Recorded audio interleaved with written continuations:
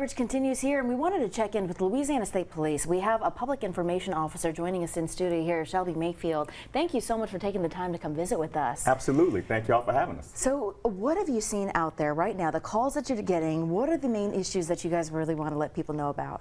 Well, yesterday we started doubling up our shifts, and the intention behind that was to make sure that we had troopers available across the capital region and the Troop A area to respond to emergencies that were brought on by the storm.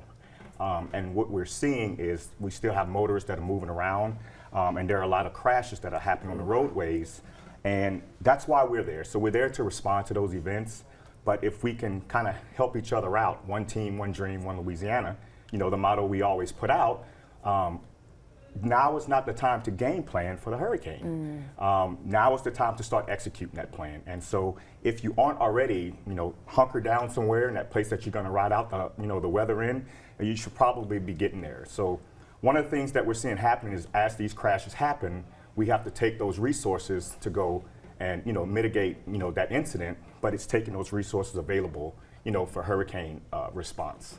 So walk us through LSP's response to the storm, from preparation to actually getting out there and helping people. Absolutely. So like I said, yesterday we started doubling up the shifts, and we spread out our troops to include our troopers, to include the supervisors, evenly across the area. And so one of the things we wanted to do was kind of just to monitor the roadways, monitor the water. You know, I think everybody's expecting at some point weather implications to happen. So power lines are going to come down, you know, in certain places potentially. You'll have the high floodwaters, and, you know, the roadways can be blocked by debris, fallen trees, etc. So the point of us being out there was to kind of monitor those things and keep the roadways as clear as possible for those essential workers and also, you know, first responders who have to move around.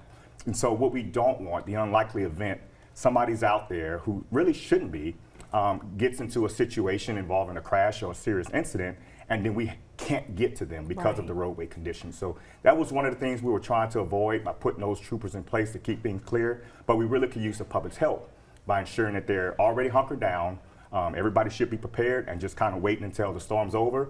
Give us some time to assess the damage that occurred during the storm, and then we'll put out information on our public, you know, social media accounts to make sure that everybody knows whenever it's safe to kind of start moving around. I tell you, State Police has a great resource for people to know what's happening in and around our interstates. And we know that there are not only first responders, but people who are operating our plants, people who are essential workers who need to get out in the field. But if you are driving through and maybe you track a crash on the interstate or something, what's the best resource for people to call or report some of these things? Right. So we're very aware that, you know, we do have first responders and, again, essential workers who have to kind of navigate. One of the things we do encourage is to dial star LSP. Which you can contact us and report a serious situation or a hazardous situation on the roadways. And that allowed us to dispatch our troopers to kind of get that, you know, cleared up. And if the situation is emergent, please call 911. Either way, it's going to get to, you know, the trooper locations, and that way we can start getting these things taken care of. That's the ultimate goal. And where are these accidents? Are they on the interstates, on the side roads? Yeah, so I kind of know the understanding is that maybe not very many people would have been out at this time, especially with the storm so close. But just en route here, there's several, you know, accidents on the interstate, crashes that are on the interstate right now, and several troopers are having to respond to those. Again, that is why we're there, and we're not trying to, you know, walk away from that, you know, requirement to respond. But the purpose was to have everybody, you know, situated right now, you're hunkered down, so that all those assets and those resources can be allocated to emergency response from the storm implications, not things that we can prevent ourselves. You mentioned Troop A here. Explain for folks who may be new to the area, who don't know, Louisiana State Police has multiple troops across the state, the regions. Can you talk about some of the areas that you guys are really closely monitoring? Well, of course, it'll be most of the ones that are coastal, right? So we do have the Region 1 area, which includes the capital region here, that kind of extends all the way out to Troop L, all the way over in Slidell.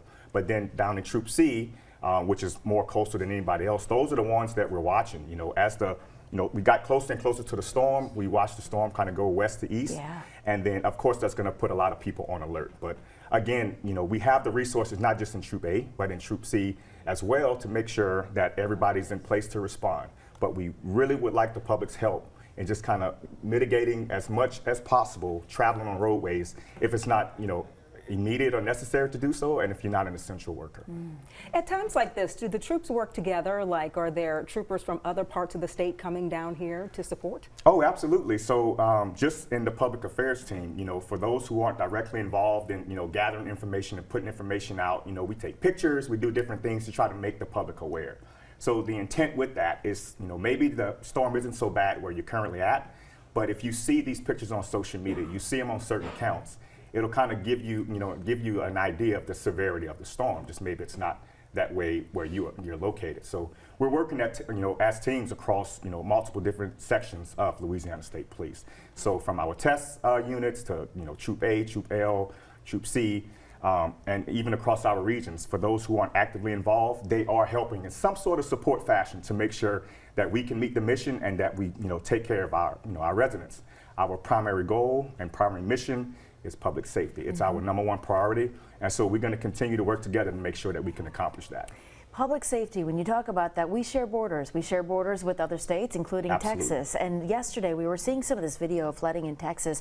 Are you in communication with Texas authorities and Texas DOT about some of the issues they're seeing that may have mitigated into our part of the world as well? Well, for all the states that border us, we're in contact with our law enforcement partners, because it's not just going to be Louisiana that's going to take on some of these implications from the storm. So we do communicate with our partners, federal, local, and even other states, to make sure that we have a plan, because sometimes they have to come help us, and sometimes we have to go help them. So one team, one dream, one Louisiana. We're going to keep saying it because it's absolutely true. That's it. All right, Trooper Mayfield, thank you for being with us. Thank y'all for having us. We really appreciate it.